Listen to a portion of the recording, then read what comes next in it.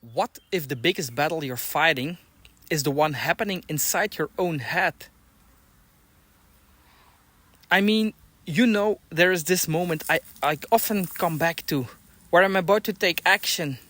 It can be anything, like maybe it's sharing a message or stepping into a version of myself I've already known was waiting.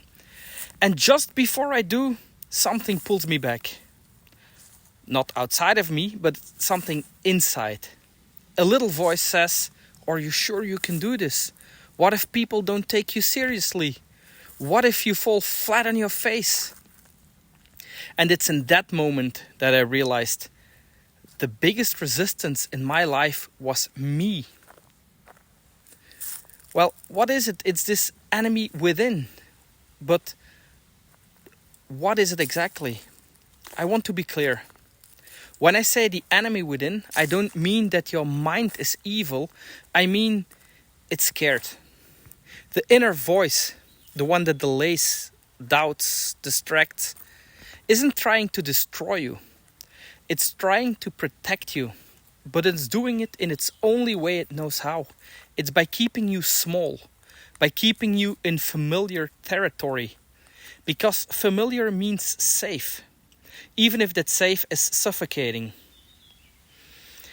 The enemy within you is your survival brain. The part of you that's wired to avoid rejection, failure, and pain. But that part doesn't understand your soul's calling. It only understands threat. So when you're about to expand, it panics. Where this voice comes from? Well, let's go deeper into it. This voice didn't start with you. It's ancient. It's inherited. From parents who meant well. From teachers who needed control. From religions and systems that feared awakening. Maybe your father said something like, "Don't dream too big, be realistic." Or maybe your mother lived in fear and passed it on. Maybe society told you, "Stay in line or you'll be left behind." And so a false protector was born. An inner sentinel watching every step you take, ready to warn you. "That's too risky. That's too much. Don't go there." But you are no longer a child. And that voice, it's using outdated maps for a life you haven't even stepped into yet. How this shows up in your life? Well, this enemy within manifests on a few ways. It's not always loud. Sometimes it whispers. "Let's control just a bit more. You can post it tomorrow. Let's keep on scrolling. Maybe no, it's not the time." Or it shows up as tension in the body. A throat that closes. A chest that tightens. A sudden fog when you were just clear.